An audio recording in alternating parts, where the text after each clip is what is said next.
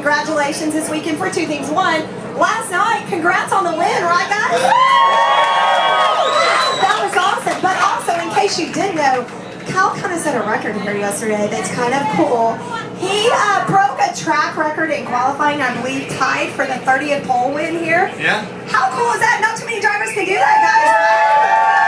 Yeah, big day yesterday. So really cool. You know, we set on pole a new track record here and tied Mark Martin for 30 poles in the nationwide series over our career. So of course we beat him a couple years ago with the most wins and everything. So the records just keep going. So we'll just keep working on that, but also keep working on making sure that we've got a good race car for today. We can try to win this one too. Because some of your fans have asked me, multiple fans, does Kyle have his broom here? Is he ready for the sweep? You've got to let him know, they're asking. I don't bring the broom with me. I don't carry it along. Somebody always has one and then just makes the broom. So, you know, it's a little bad luck to carry it with you. I think that's a bad omen. But everybody else will be able to bring up a broom, I'm sure. We'll be able to find one somewhere. There you go. I think we have a good chance, right? Kyle's sweeping y'all in. I do too. He's ready to go. Okay, let's talk a little bit about this track. You have a pretty good starting position, fourth. So, what is the key as far as different tracks starting position really matters? Does it here? Is it as key here to be up front, or does it not matter as much at this track? No, it definitely matters here at Loudon for sure. I mean, we all may or may not know, but this is a hard racetrack to pass at.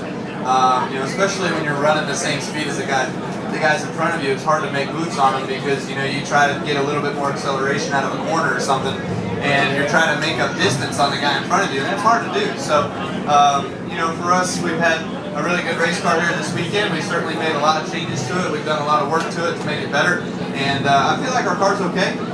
We're top 5 right now, so we just keep it in that position and then work on it throughout the day, try to make it a little bit better, and see if we don't have something we can go win with at the end.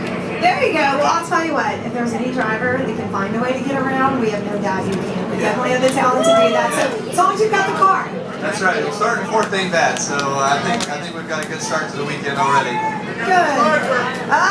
You've got some hardcore fans here. I'm not even going to lie to you. I appreciate that. So we heard this yesterday, and they were talking a lot about restarts and why they're so critical on this track. So can you explain to the fans why? I mean, it's critical everywhere, but especially at Loudon, why are restarts so critical?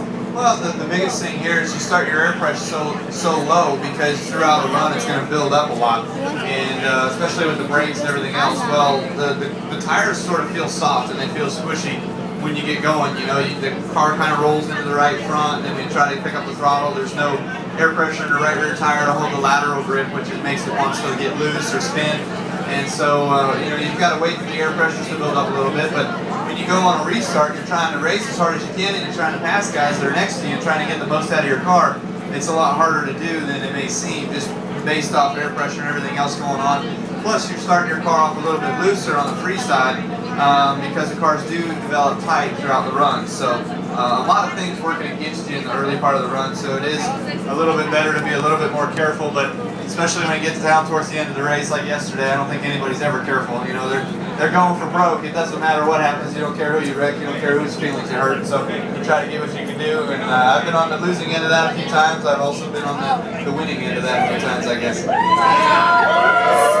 like a true competitor, right? A true winner. That's an honest answer right there from a driver, because I'm sure they all feel that way.